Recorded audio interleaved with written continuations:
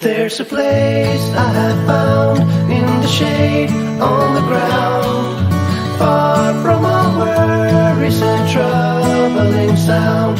When I go there to be by myself, only me, no one can guess what I came there to see. There's a sun in the sky, there's a cloud drifting by, all kinds of birds make you wish you could fly. And in the distance I see someone waving at me. I hope that it's you, but who else could it be?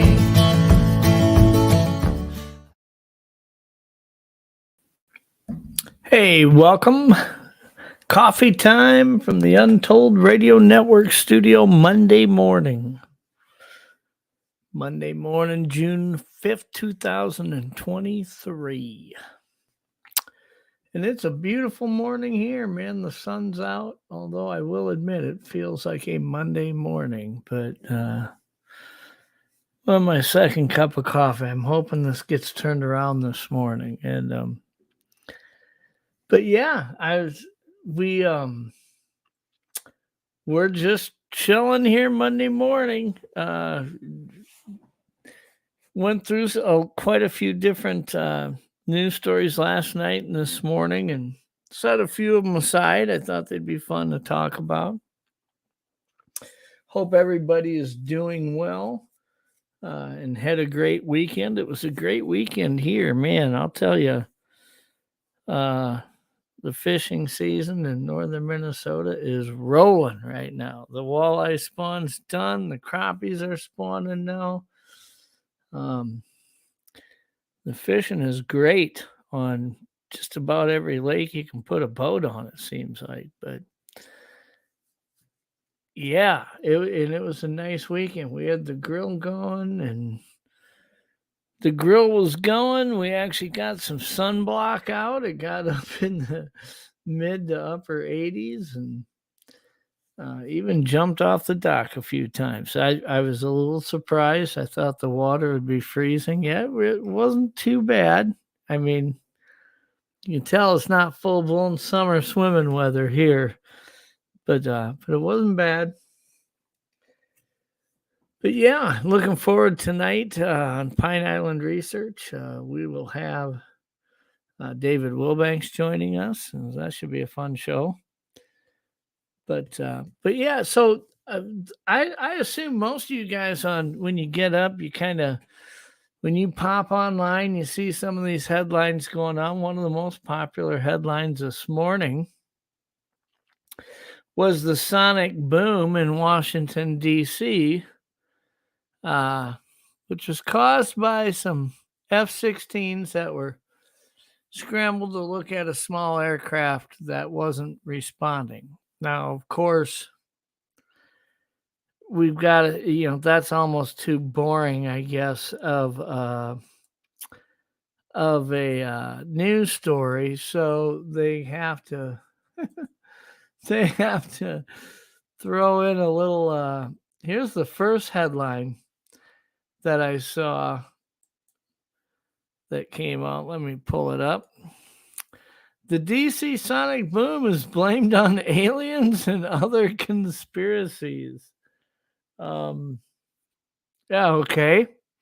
That wasn't the case, but it was kind of interesting. But what it was all about was that there was a plane that took off from Tennessee this morning, and it was well, let me relook again here. It was a Cessna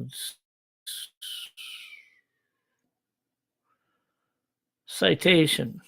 Holds between 4 and 12 people.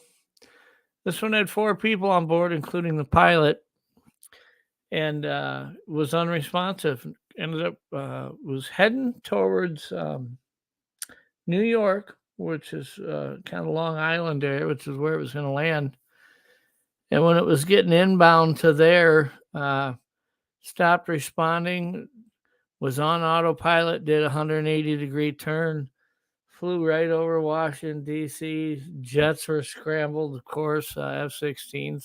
They have to assume the worst, that this could be some type of an attack. So they scrambled them. By the time they caught up with them, the plane had crashed into a mountain in Virginia. And within a couple hours, officials were on site and said that no survivors were found. The part that kind of, to me, seems a little odd is that can't remember if it was the Post or who, but let's see here. They grabbed the tail number. The Washington Post looked at the tail number, seen that it was registered. The plane was registered to Encore Motors in Melbourne, Florida. So they go ahead and call the owner. The Washington Post immediately calls the owner of this plane. And the guy informs this reporter that his daughter, his grandchild, and their nanny were on board this plane. But this guy literally found out minutes before this because he was on the phone with the FAA when the Post reporter called. And I gotta tell you, that's some crap report. That's not cool. That is so not cool. That the Post thinks they're going to be the one that, I mean, wouldn't they assume that maybe this guy doesn't know? I mean, this just happened just like within hours, you know. But I guess some people don't care about that sort of thing. It's all about the story and get the story first, right? But yeah, that was a sad story this morning. It's too bad that had to happen. Another interesting story this morning was, let me see if I can gotta pull this.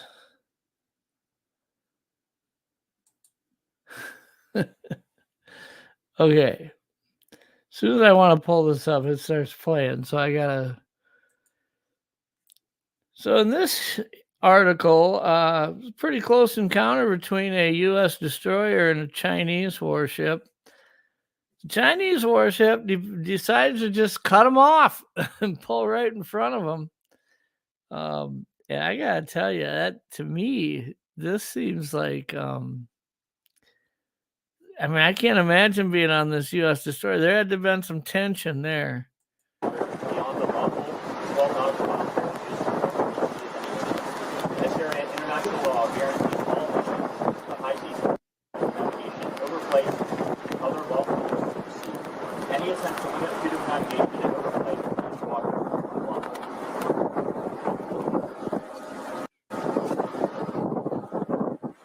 Just right in front of them.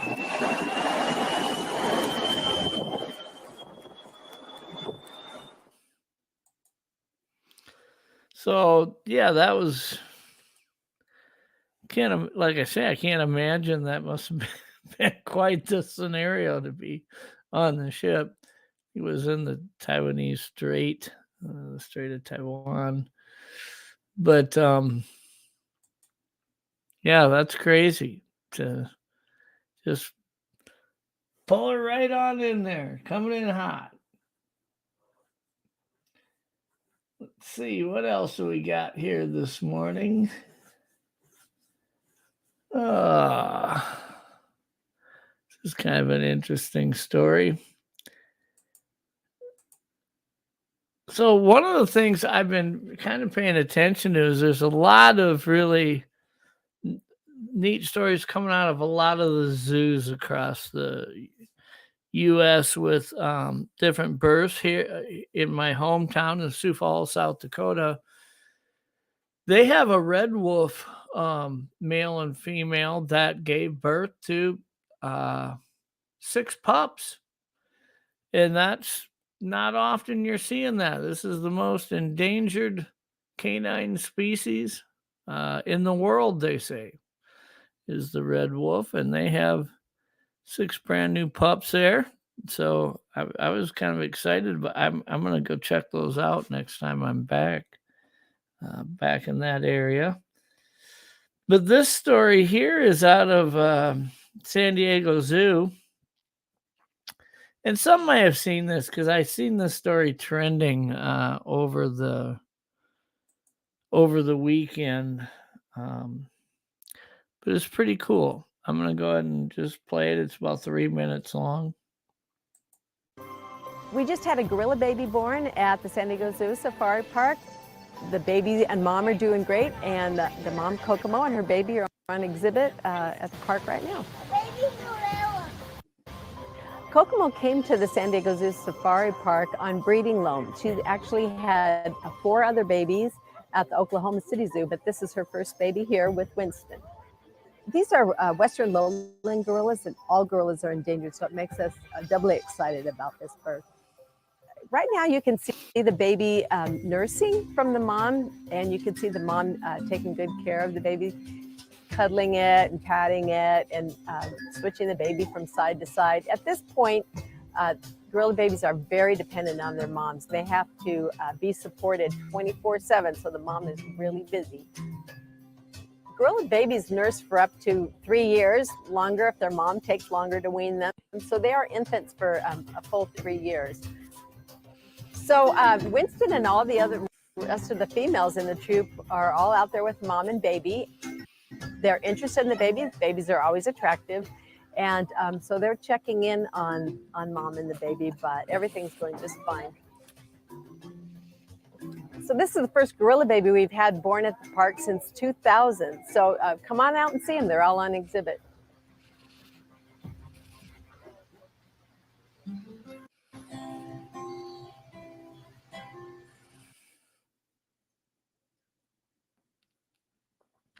It's buffering just a little bit here. We're out here at the San Diego Zoo Safari Park, and today we're pleased to announce that the new baby gorilla has been named Monroe in honor of Dr. Lee Monroe, President Emeritus of San Diego Zoo Global.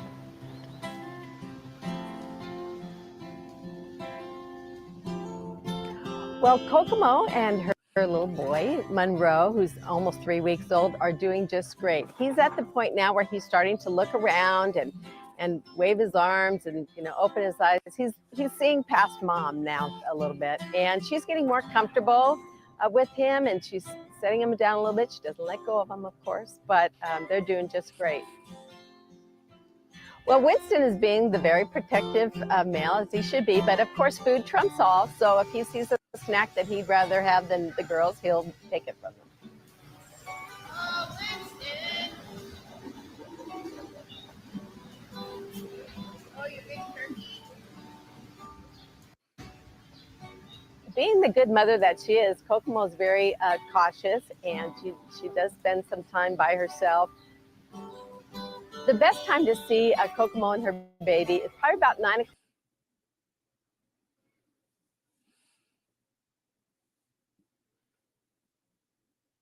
o'clock in the morning when the park first opens and it's still cool. And then throughout the day, she'll be in and out of view.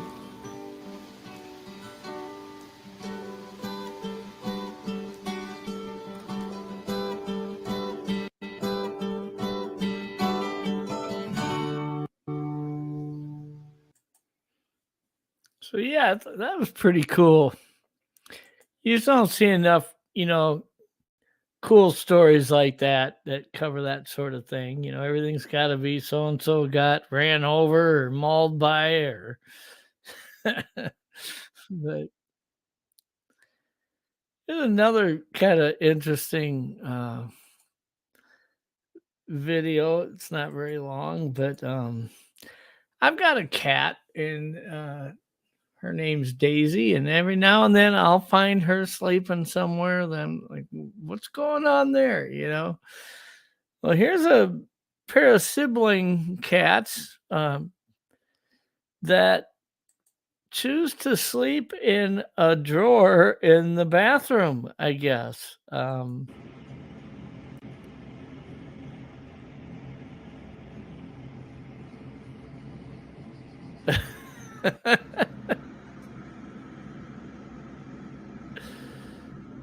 Until they just woke up, they're like, "What's going on?"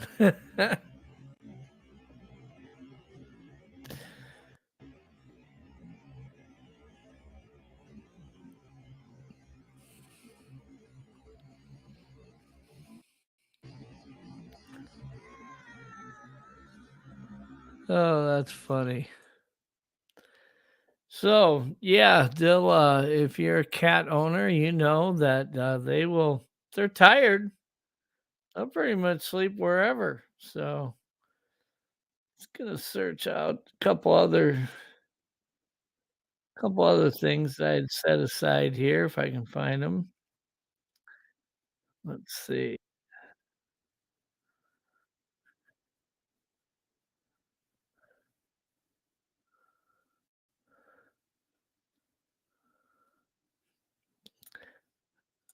So this is, interesting. This guy's gonna try to cross the Atlantic, set a record for crossing it in the smallest boat. And there's no way, man. I love boats. I love the water. But this is not big enough, dude. This man hopes to cross the Atlantic in a boat that is just the size of a meter. Andrew Bedwell had a dream of breaking a world record before the age of 50.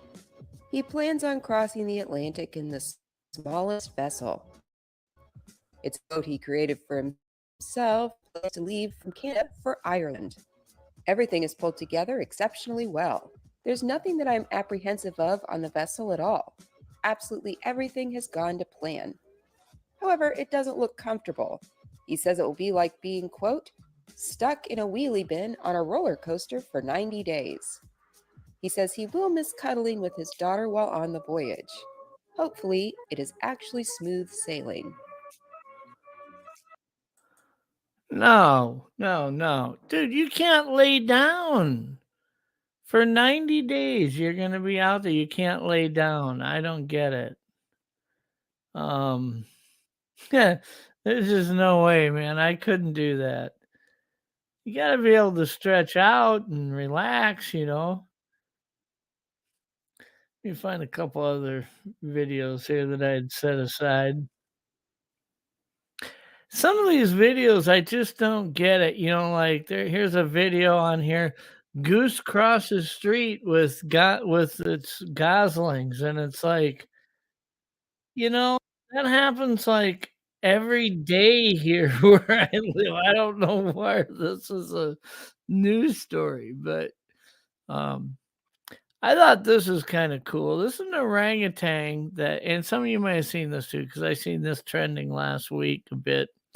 I don't know if it was originally a TikTok vid or what, but this orangutan's kind of watching through the window back at the people who are watching out at the orangutan. And the orangutan notices that this lady's holding a baby. And the orangutan starts doing the whole bring it here thing.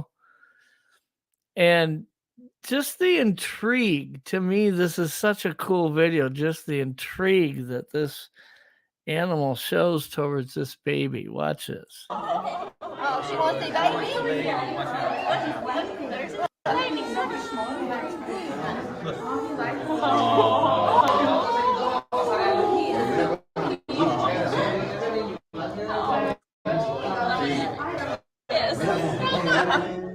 Isn't that something? Look at that. He's saying, come here, come here.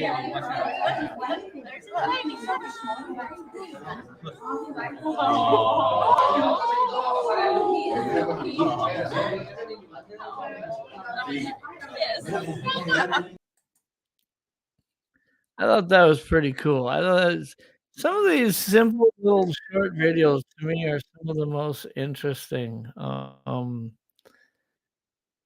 I love to see, especially the interaction between animals and humans sometimes, to me, are interesting. this was a video that, I had marked. I just thought this is really interesting. It's about flamingos in Florida. Got a lot of friends who follow the channel, from Florida, and, flamingos are interesting birds to begin with, but this is a video about the studies that scientists have done on the social interactions of flamingos. Now, we've got people that are listening on podcasts, and I apologize because, you're not getting to see these videos as they go, but I encourage you, if you get a chance, pop over to YouTube and check out Untold Radio Network. Look at the coffee time episode this morning, and you can watch the videos too. But to me, this was really intriguing. And I don't know, it wasn't so much some of the interaction, it's the relationships that these birds build. You hear about, like people say, well, geese mate for life, things like that. But this is beyond that. This is social cliques and kind of uh, the different uh, relationships that are built just within a few of the birds in a large flock. So kind of interesting. But let's check this out.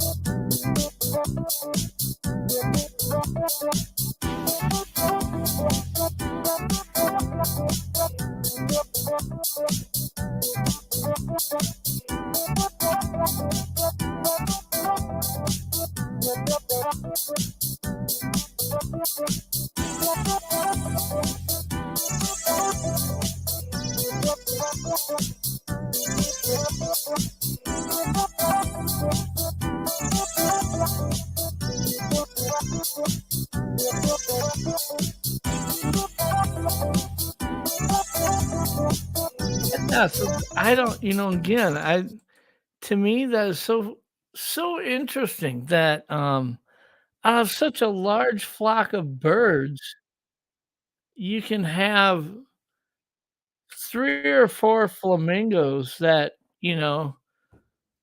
look at each other and say, "Bob, you're my kind of flamingo, man. We you can be in the brotherhood here." There's 3 or 4 birds that out of hundreds of them, there's 3 or 4 that hang out every day, and then over here there's 3 or 4, and over there there's 3 or 4. It's just like that they form these little cliques, like, I don't know how do they look at all of them and say, "Hey, let's invite that guy into our group, our hangout group." But they have these little, kinda micro social, groups like that, and to me, that's just I don't know, it's just really interesting. Again, it's something where it feels like, uh it kind of feels like you've got animals that are mimicking the behavior of humans, but yet maybe this is just a natural instinct that is there amongst, um, some species. So this is an interesting, another interesting video. So this is for those of us who live in the plains, we would know, not only tornadoes, but you get a lot of little dust devils that are kind of like little micro uh, tornadoes. This is one that happens at a baseball game. It's pretty interesting. Let's check this out.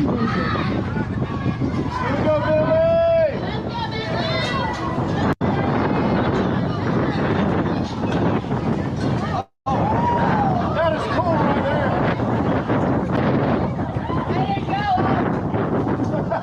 Can you believe that? I mean, look at the batter's boxes, the chalk is just everybody's walking out like, what is going on? Saved his life, man.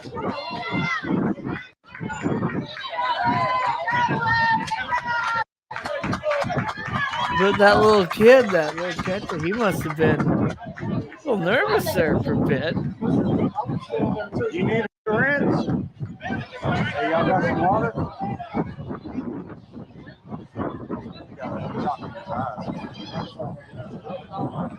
He's got chalk in his eyes, is probably in his mouth, his nose, everywhere.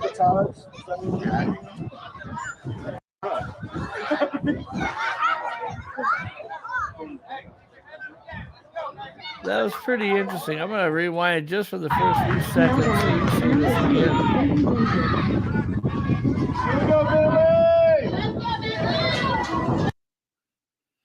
Well, of course, that's the buffer right before it. That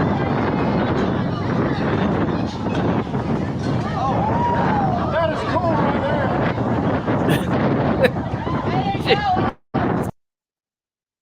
He's walking around like, what's going on here?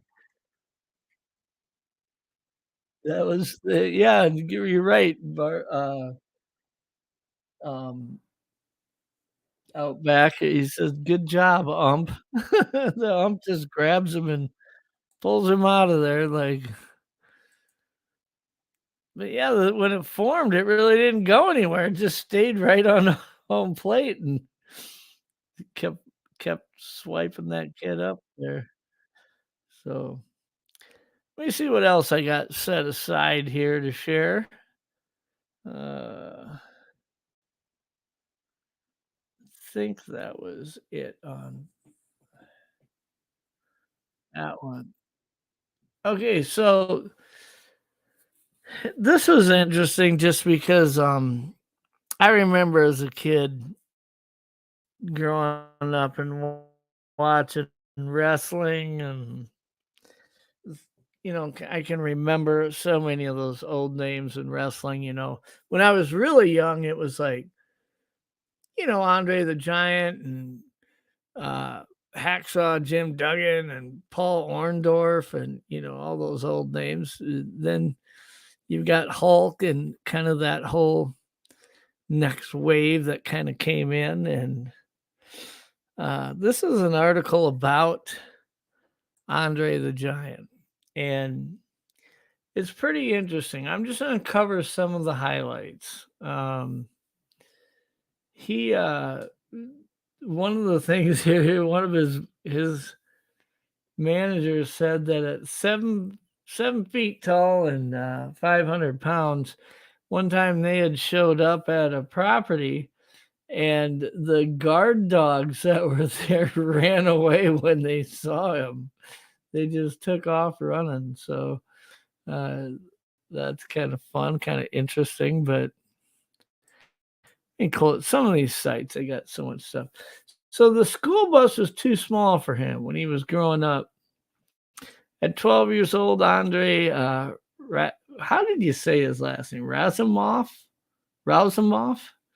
was 6'3" and over 240 pounds at 12 years old.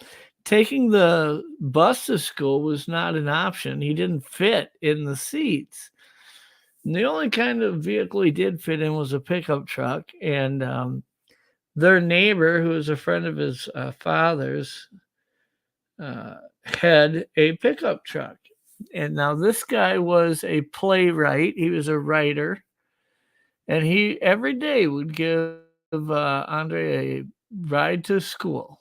And on the way to school, they would talk about cricket, which is interesting because it was one thing that they seemed to both have an interest in. Andre had moved friends' cars as a prank. In high school, he would go, or even in junior high, they say he would go up and pick up the back bumper of a vehicle and turn it 90 degrees while it was sitting in a parking stall, or he'd pick it up and actually wheel it and walk it and put it between, sideways between two light posts or anywhere where it would be really difficult to get it out. He had quite a sense of humor and was a jokester, they say. He was too large to enlist in the army. The French peacetime army tried to get him to enlist and sent him the notice, and he went in and they looked at him and measured him up and said, "Dude, you're too big. We don't have a job that would work for you." So he discovered his growth disorder when he started wrestling in Japan. When he was there, he met doctors who kind of explained to him the gargantuism type affliction that he had, the gigantism, I guess I should say. But yeah, it was pretty interesting to read through this whole article. He wrestled over there for 3 years before he came to the States and would become Andre the Giant, so to speak. One of his pastimes was watching QVC home shopping. He would order so much stuff on there. And one of the reasons he would is because he was rich. I mean, really back then at that time, he had signed a contract for like $400,000 with the Wrestling Federation, but he also was making about $1.6 million on the side in endorsements a year. So he was making $2 million a year, which, back then, if you look at NFL contracts, there wasn't too many NFL players that were anywhere near that. Now, that's practically the minimum almost in the NFL. But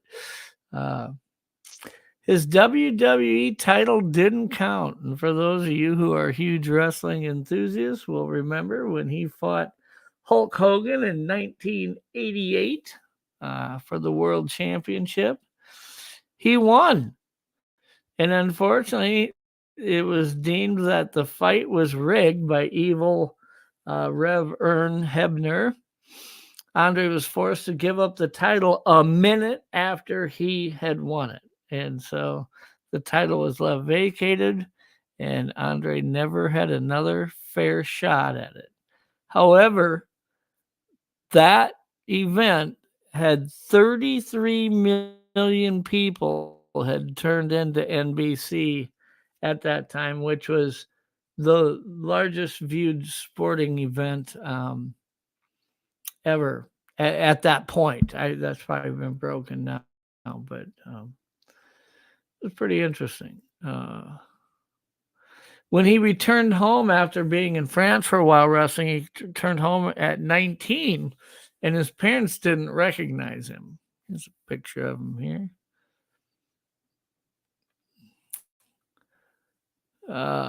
He had been away for 5 years, and his parents didn't recognize him because of his size. He grew to over 7 foot tall and looked nothing like his former self. Farting on opponents made him happy. And evidently, according to some different people here, Ted DiBiase and Jake the Snake Roberts and these guys in interviews, they say that's what he did. He would fart on you, right in your face, he says. Andre and Randy Savage feuded over baby oil. I didn't read that part of it, but this is interesting. After passing out drunk at a hotel, the hotel put a velvet rope around him and just left him there till he woke up. his signature black singlet had a back brace built into it. But one of the things that was interesting was they talk about how much alcohol he drank in a particular day. And it wasn't because he was your typical alcoholic. He was in severe pain. And he was literally drinking like 7,000 calories of alcohol each day. High-end beer, wine, whatever he could. He didn't drink cheap stuff, though. They say he spent a lot of money on it, but he would drink more than 7,000 calories in a day in alcohol, just to kind of offset his constant pain that he had from his size. He died in Paris after attending his father's funeral. And you can see at the final resting place, he got several Arnold Schwarzenegger and it looks like Macho Man Randy Savage and a few others were there. But yeah, that was pretty interesting to read about, because he evidently had endured a lot. He endured a lot in his life. His size was a blessing when it came to wrestling, but for everything else, he was fighting it. Just looking at a couple of the other things here that they had commented on the article.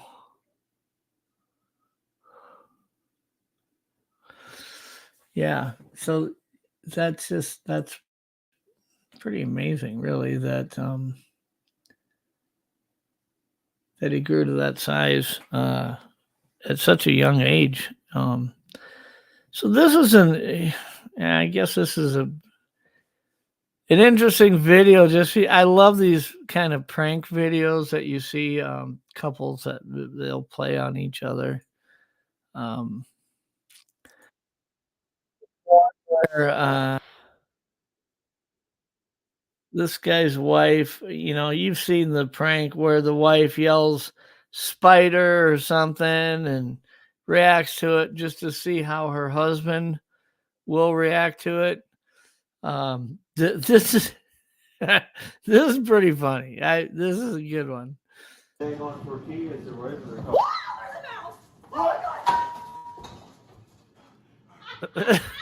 Did you?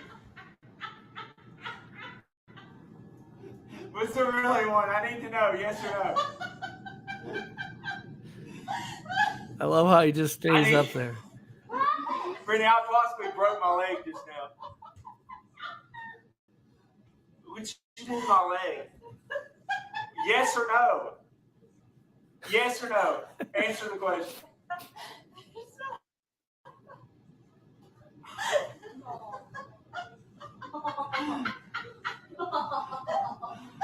He's got to know it's a joke by her laughing, but he still refuses to get down until he finds out. No, that's pretty funny.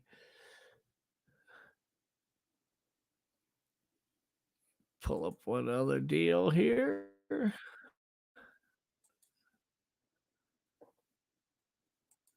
Okay, get rid of that.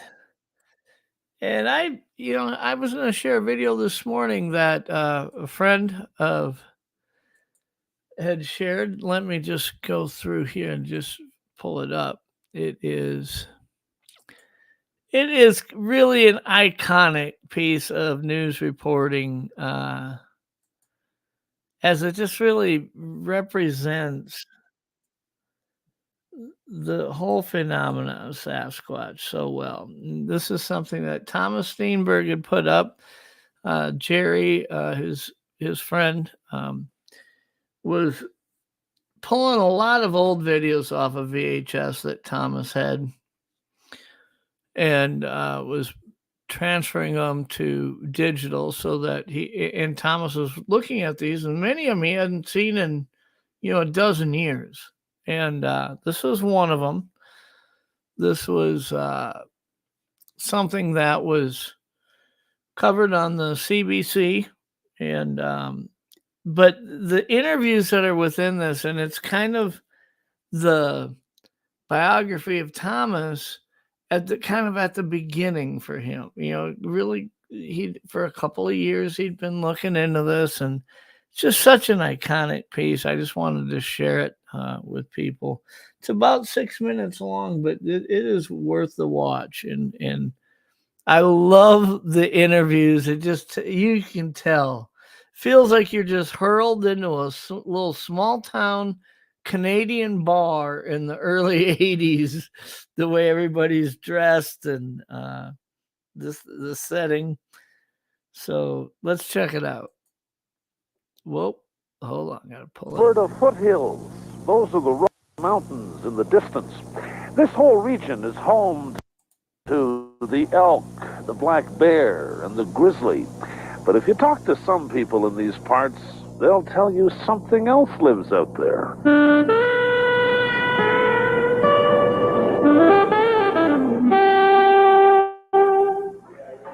The Water Valley Saloon. It's a warm, cozy, and safe place to be. Whatever it is that's lurking in those hills isn't likely to bother people in here. There's definitely something out there. You know anybody that's seen one? Yes. I've heard strange sounds. Sometimes dogs will go wild. They've told me they're about 9 feet tall. I know a lady who has seen them. You believe in them? Yes, I do. And there is a few around. This is Sasquatch country. The Sasquatch is a creature that walks upright like a man, about 8 feet tall, has extremely massive arms, and it has a face somewhat like that of a gorilla. Tom Steenberg is the local Sasquatch expert. He's been obsessed Look with the how elusive young Thomas beast for most of his 29 years. And every day, when his day job is done, he heads for the hills and hunts for Sasquatch. I just want to know one way or another if the thing exists or if it doesn't exist. It just boggles my mind that thousands of people since the turn of the century always reporting the same thing could all be wrong. There's a lot of theories as to where the Sasquatch fits into the fossil record. The most popular one is the Sasquatch is the ancestor of the Sasquatch is an animal that's now known as Gigantopithecus, which is a huge ancient ape that lived in around northern China around 1 million years ago. And so the theory is it crossed the land bridge between North America and Asia before the last ice age, at the same time the Indians did. Can I make arrangements to meet you and discuss what it was you saw? Sasquatch investigation has taken over most of Tom's life. Convenient for you. And part of his house. Okay, thank you. Bye-bye. He operates a sort of one-man Sasquatch hotline from this room, which he's turned into Sasquatch Central. I type up a file report. Just so there's a record of the incident, because a lot of the stories I hear about sightings took place sometimes months, weeks, even years before they even talk to me. 3/4 of the calls I get are cranks or practical jokes or people who just don't take the subject seriously at all. For instance, someone will phone up and say, "Yeah, I saw Bigfoot. He's down in the 8th Avenue Mall in Calgary having a cup of coffee with Elvis," or something like that. Or here's a particularly interesting casting. In spite of the skeptics, there is some evidence that the creature could exist. Who drew the skeletal pattern on here? The bones were drawn in by Professor Grover Krantz, who's a professor of anthropology in Washington State University. What size is this thing? It's about 17 inches long. 17 inches. I thought I had big feet. Well, now you know why the Americans call it Bigfoot. Yeah, look at that. Have you ever retrieved A distinct print, a clear, absolute, no questions, just, Yes, I won't say it's definitely a Sasquatch footprint because then I'd be saying the Sasquatch is real, and I don't know that. But I have seen what I believe are the creature's footprints. The best prints I ever found were southwest British Columbia in the summer of 1986, near the where Cattle Creek flows into the Chilliwack River. How clear? Oh, there was about 114 prints at all, and they were pretty clear. In the States, two men filmed what they claimed to be the creature. This is Bob Gillen. He was the man who was with Roger Patterson when they shot the film on October 20th, 1967, in the Bluff Creek area of Northern California. But it is the best piece of circumstantial evidence we have.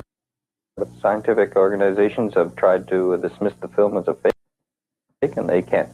In their own words, they still can't find the zipper. Look at this thing. And they can see muscle movement underneath the skin. And the stride's about 4.5 feet.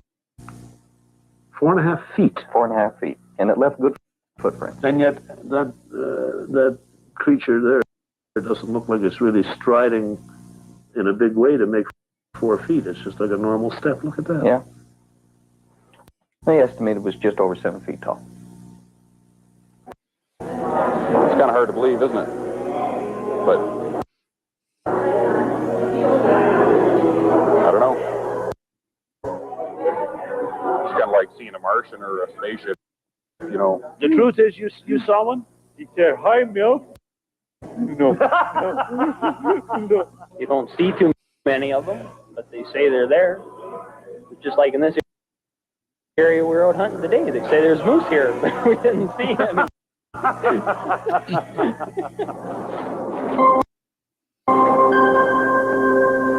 Well, as long as the possibility exists, Tom Steenberg will be hot on the trail. His relentless pursuit of the giant man-like ape has taken him to several provinces and to most of the western United States.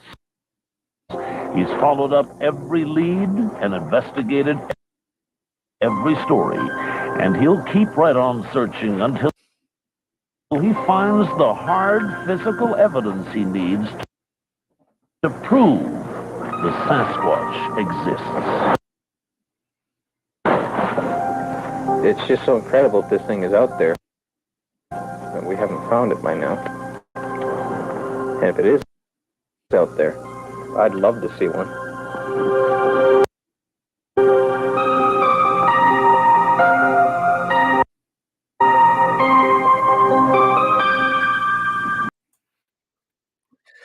Well, it makes you wonder, if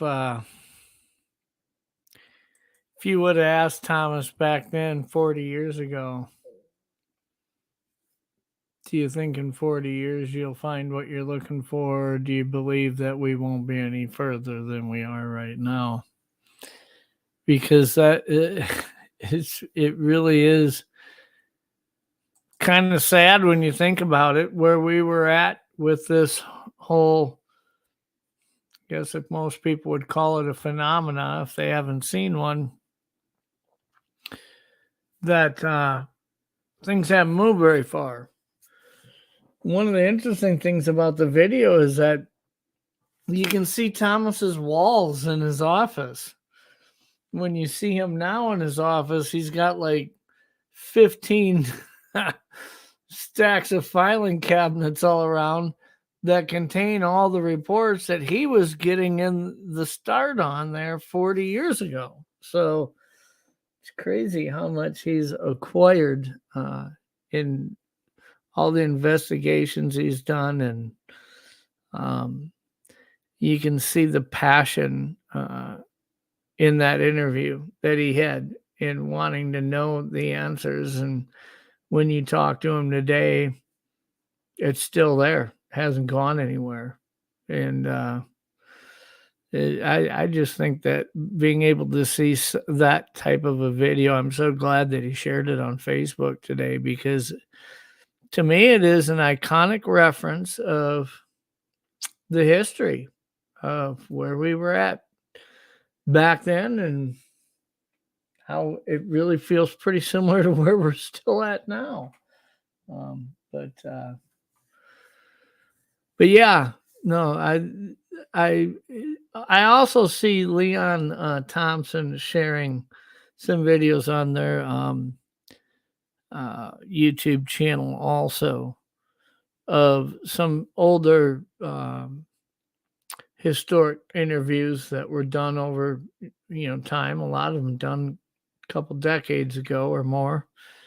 And it's interesting. It really is neat to watch those. And I'm so thankful that there's people that have material like that they've held on to, taken care of, and are able to share it with others, because I think it's important that people who are just kind of starting out in this journey of learning about this subject has a reference to where it was back at the beginning and where it's been since. So,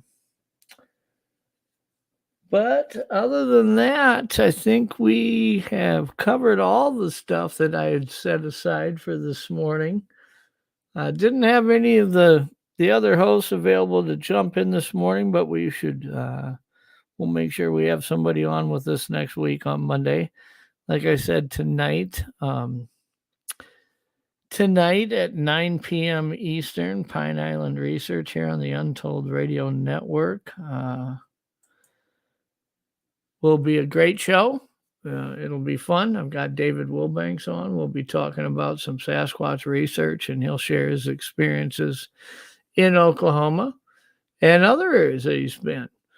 And a lot of you see him on, Joe's channel, Steve Cull's channel. He pops on different channels and shares his thoughts and his opinions. But, when I think about all the different podcast listeners and stuff we've got here at Untold, I think there's probably a lot of people who maybe don't know, haven't been able to get online and catch him on one of those channels yet. And I think he's just a great guy. He's got some great experiences. He's a wonderful interview. And I think that it'd be awesome not only to bring him here on our the Pine Island Research channel or Pine Island Research show here on Untold, but also let everybody out in the podcast platforms that we promote, push the show through, can also get to know him too. So I'm looking forward to that. Let's see. Just looking at a couple of the comments, seeing if there's anything I needed to push up here. I don't see anything right now. If anybody's typed anything in caps and I missed it, I apologize. But yeah, it was a fun show here this morning. I thank everybody for tuning in and look forward to seeing you tonight.